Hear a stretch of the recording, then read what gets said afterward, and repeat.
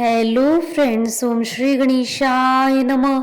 जय माँ लक्ष्मी। आप सभी का स्वागत है आपकी अपनी यूट्यूब चैनल पर। आप सभी को धनतेरस और दिवाली की हार्दिक शुभकामनाएं।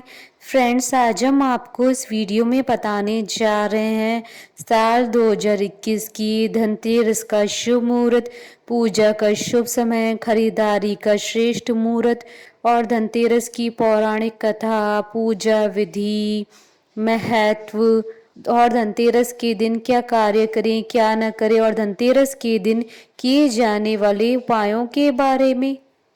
फ्रेंड्स, वीडियो शुरू करने से पहले आपसे रिक्वेस्ट है, अगर आप हमारे चैनल पर नए हैं और आपने अभी तक चैनल को सब्सक्राइब नहीं किया है तो प्लीज़ सब्सक्राइब कीजिएगा चैनल को, साथ ही प्रेस कीजिएगा बेल आइकन को, जिससे नए वीडियो से रिलेटेड नोटिफिकेशन आपको तुरंत प्राप्त हो सके। और वीडियो पसंद आने पर वीडियो को लाइक और शेयर जरूर कीजिएगा ताकि सभी भक्तों को इस वीडियो का लाभ प्राप्त हो सके। और कमेंट बॉक्स में जय माँ लक्ष्मी जरूर लिखिएगा। कार्तिक मास के कृष्ण पक्ष की त्रयोदशी तिथि के दिन धनतेरस का त्योहार मनाया जाता है। इस त्योहार को धन त्रयोदशी के नाम से भी जाना जाता है।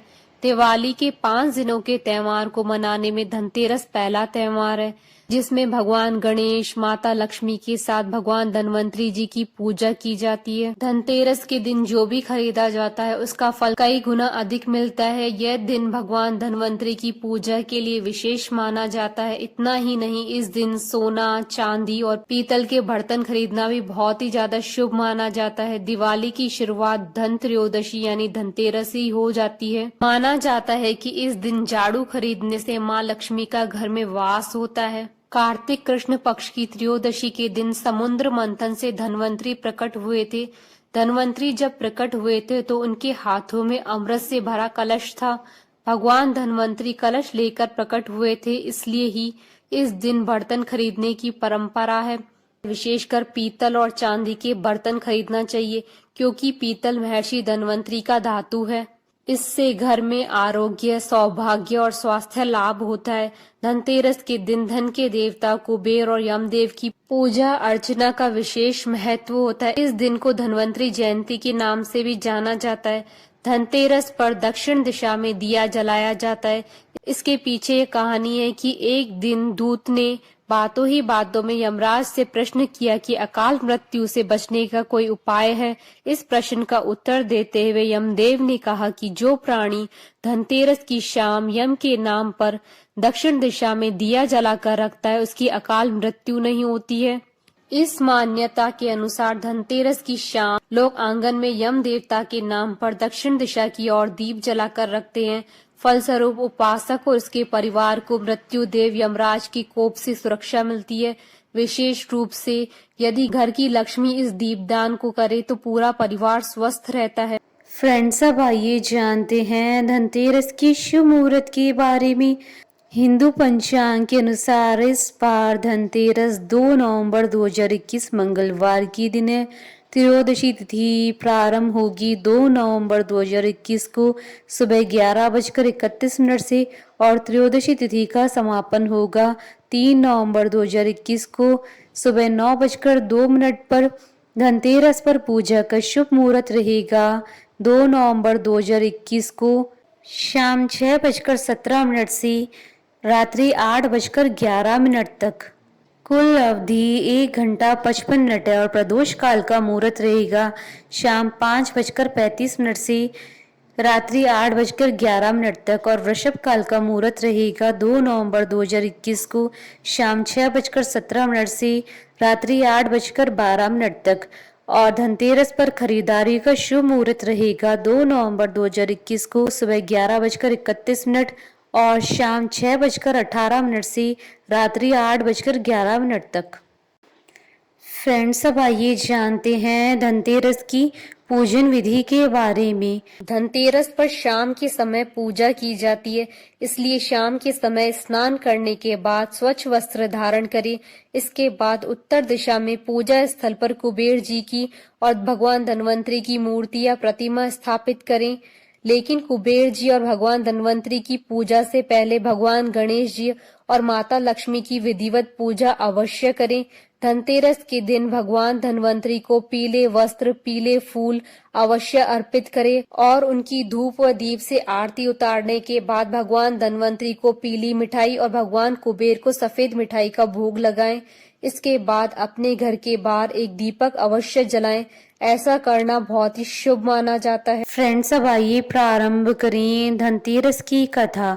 एक समय की बात है कि भगवान नारायण ने मृत्यु लोक में जाने का सोचा तो माता लक्ष्मी जी ने भी भगवान विष्णु के साथ चलने को कहा। तो श्री हरि नारायण ने एक शर्त रखी कि जो मैं कहूँगा अगर आप वैसा ही करेंगी तो आप मेरे साथ चल सकती हैं। विष्णु जी की बात को लक्ष्मी जी ने स्वीकारा और दोनों पृथ्वी पर आ गए। विष्णु जी ने माँ लक्ष्मी जी से कहा कि जब तक मैं न आऊं आप यहाँ बैठो और मैं जिस भी दिशा में जा रहा हूँ आप उस दिशा में मत देखना।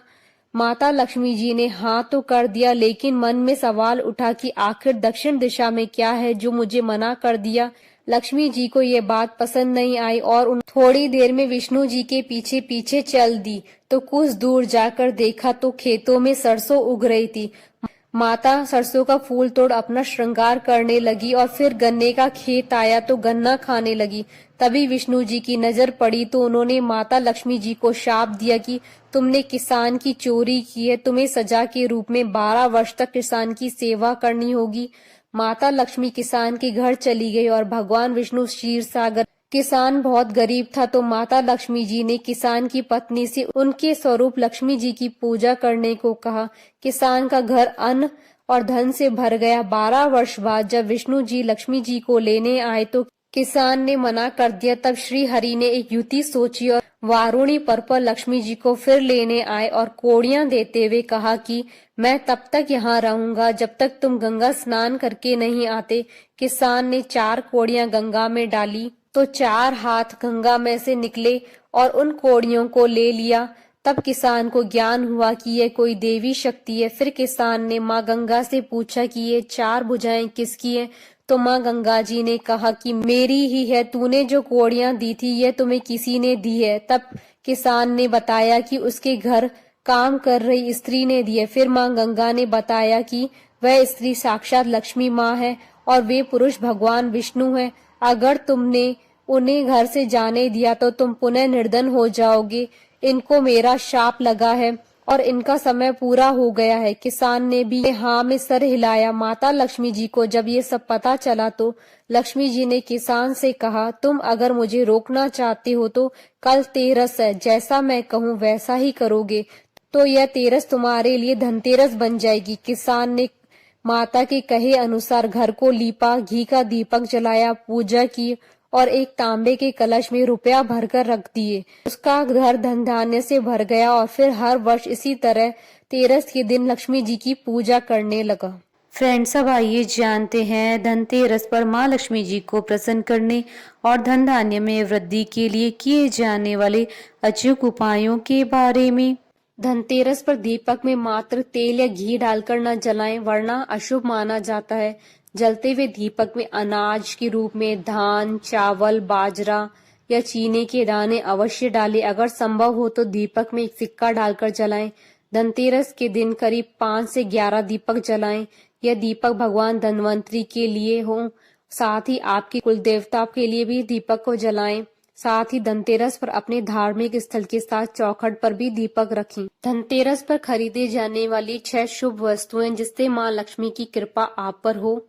धनतेरस पर सोना खरीदना सबसे शुभ माना जाता है। सोना यूं भी सबसे शुभ है और श्रेष्ठ धातु मानी गई, इसलिए धनतेरस पर सोना अवश्य खरीदना चाहिए। चांदी सबसे शीतल और पवित्र धातु मानी जाती है। चांदी को खरीदना शुभ माना जाता है। धनतेरस पर खरीदे तो गुणवत्ता का ध्यान रखें। धनतेरस पर पीतल के बर्तन खरीदना शुभ माना जाता है। धनतेरस पर अगर आर्थिक हालात के अनुसार सोना चांदी लेना संभव न हो तो पीतल खरीदे। पीतल सबसे अच्छी धातु मानी गई है। पीतल के बर्तन घर में समृद्धि लाते हैं। पूजा के बर्तन भी पीतल के ही खरीदें। धनतेरस पर लोगों को कांसे की भी वस्तुएं खरीदनी चाहिए। कांसे के बर्तन भी ले सकते हैं। कांसा भी शुद्ध वस्तुओं में आते हैं। धनतेरस और दिवाली जैसे त्योहारों पर ही नहीं बल्कि हमेशा भारतीय जीवन में मिट्टी के बर्तन और वस्तुएं शुभ मानी जाती है। धनतेरस पर मिट्टी के बर्तन खरीदना शुभ माना जाता है। बोलिए भगवान श्री गणेश जी की जय, माता महालक्ष्मी जी की जय, भगवान धन्वंतरी जी की जय। हमारे साथ इस वीडियो में अंत तक बने रहने के लिए आपका धन्यवाद। ओम श्री गणेशाय नमः। जय माँ लक्ष्मी।